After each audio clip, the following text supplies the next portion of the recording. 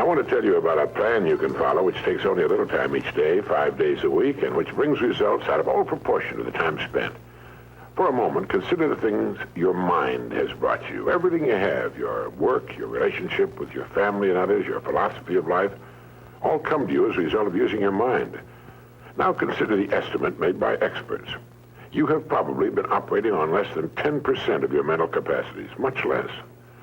Dr. Herbert Otto, psychologist, educator, and chairman of the National Center for the Exploration of Human Potential, reminds us that many well-known scientists, such as the late Abraham Maslow, Margaret Mead, Gardner Murphy, O. Spurgeon English, and Carl Rogers, subscribe to the hypothesis that man is using a very small fraction of his capacities. Margaret Mead quotes a 6% figure. Herbert Otto writes, "My own estimate is 5% or less." Neurological research at the UCLA Brain Research Institute points to enormous abilities latent in everyone by suggesting an incredible hypothesis. The ultimate creative capacity of the human brain may be, for all practical purposes, they pointed out, infinite. To use the computer analogy, man is a vast storehouse of data, but we have not learned how to program ourselves to utilize these data for problem-solving purposes. Yefremov, the eminent Soviet scholar and writer, says man under average conditions of work and life uses only a small part of his thinking equipment. If he were able to force our brain to work at only half its capacity, we could, without any difficulty whatever, learn 40 languages, memorize the large Soviet encyclopedia from cover to cover, and complete the required courses of dozens of colleges. Now, this statement is hardly an exaggeration. It is the generally accepted theoretical view of man's mental potentialities. Now, how can we tap this gigantic potential? Well, it's a big and very complex problem with many ramifications. But as Herbert Otto points out, it is clear that persons who live close to their capacity, who continue to activate their potential, have a pronounced sense of well-being and considerable energy. They see themselves as leading purposeful and creative lives. If everything you have is the result of using just 10% of your mind, consider for a moment what it will mean to you and your family if you can increase this percentage.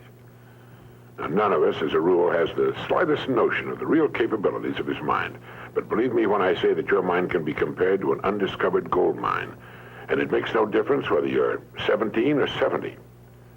Look at it this way. Your goal is in the future. Your problem is to bridge the gap which exists between where you are now and the goal you intend to reach. This is the problem to solve. Robert Seashore, when chairman of the Department of Psychology at Northwestern University, pointed out that successful people are not people without problems. They're simply people who've learned to solve their problems. And there you have it. Living successfully, getting the things we want from life is a matter of solving the problems which stand between where we now are and the point we wish to reach. No one is without problems. They're a part of living. But let me show you how much time we waste in worrying about the wrong problems. Here's a reliable estimate of the things people worry about. Things that never happen, 40%. Things over and past that can't be changed by all the worry in the world, 30%. Needless worries about our health, 12%. Petty miscellaneous worries, 10%. Real, legitimate worries, 8%. In short, 92% of the average person's worries take up valuable time, cause painful stress, even mental anguish, and are absolutely unnecessary. And of the real, legitimate worries, there are two kinds. There are the problems we can solve, and there are the problems beyond our ability to personally solve. But most of our real problems usually fall into the first group, the ones we can solve if we learn how. Now I'm going to assume you've decided upon a goal. Your problem is, how do I achieve it? Your goal may be a promotion, a greater income, a beautiful home. It makes little difference what your goal happens to be. But you have your goal, and you know that you will become and you will achieve what you think about. That is, if you stay with it, you will reach your goal. But how?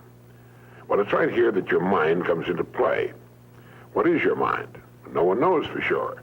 Perhaps the best way to describe it is to quote Pulitzer Prize-winning playwright Archibald MacLeish. In his play, The Secret of Freedom, a character says, "The only thing about a man that is a man is his mind. Everything else you can find in a pig or a horse." That's uncomfortably true. The human mind is the one thing that separates us from the rest of the creatures on Earth. Anything that comes to us in the future will almost certainly come to us as a result of the extent to which we use our minds. And yet it's the last place on Earth the average person will turn to for help. In order to reflect just a moment on the human mind, consider what it's accomplished. Human knowledge has advanced more in the past 50 years than in all the preceding 10,000 years of human civilization. Of all the scientists who ever lived, it's estimated that 90% of them are alive today. We've reached, in the area of ideas and human advancement, a plateau so high it was undreamed of by even the most optimistic forecasters as recently as 10 years ago. But every new idea triggers additional ideas, so that now we're in an era of compounding advancement on every front and in every area that staggers the imagination. Dr. Harlow Shapley of Harvard has said that we're entering an entirely new age of man. He calls it the psychozoic age, the age of the mind. And you own one, free and clear. Now let's look at a few facts. Now, the average working person has at his disposal an enormous amount of free time. In fact, if you total the hours in a year and subtract the sleeping hours, if he sleeps 8 hours every night, you'll find he has almost 6,000 waking hours, of which he spends less than 2,000 on the job. Now, this leaves him 4,000 hours a year when he's neither working nor sleeping. These can be called discretionary hours, with which we can do pretty much as we please. At least, our minds are free. Now, so you can see the amazing results in your life, I want to recommend that you take just 1 hour a day, 5 days a week, and devote this hour to exercising your mind. Pick 1 hour a day on which you can fairly regularly count. And during this hour every day, take a completely blank sheet of paper. At the top of the page, write your present primary goal, clearly, simply. Then, since our future depends upon the way in which we handle our work, write down as many ideas as you can for improving that which you now do. Try to think of 20 possible ways in which the activity that fills your day can be improved. You won't always get 20, but even one idea is good. Now remember 2 important points with regard to this. 1, this is not particularly easy, and 2, most of your ideas won't be any good. Now, when I say it's not easy, I mean it's like starting any new habit. At first, you'll find your mind a little reluctant to be hauled up and out of the old familiar rut. But as you think about your work and ways in which it might be improved, write down every idea that pops into your mind, no matter how absurd it might seem. Let me tell you what will happen. Some of your ideas will be good and worth testing. The most important thing this extra hour accomplishes, however, is that it deeply embeds your goal into your subconscious mind, starts the whole vital machinery working. And 20 ideas a day, if you can come up with that many, total 100 a week, even if you don't think on weekends. An hour a day, 5 days a week, totals 260 hours a year, and still leaves you 3,740 hours of free leisure time. Now, this means you'll be thinking about your goal and ways of improving your performance, increasing your service, 6.5 full extra working weeks a year. 6.5 40-hour weeks devoted to thinking and planning. Can you see how easy it is to rise above the so-called competition? And will still leave you with 15 hours a day to spend as you please. Starting each day thinking, you'll find that your mind will continue to work all day long. You'll find that at odd moments, when you least expect it, really great ideas will begin to pop into your mind. And when they do, write them down as soon as you can. Just one great idea can completely revolutionize your work and, as a result, your life. If you want to develop the muscles of your body, you take daily exercise of some sort. Well, the mind is developed in the same way, except that the returns out of all conceivable proportion to the time and energy spent.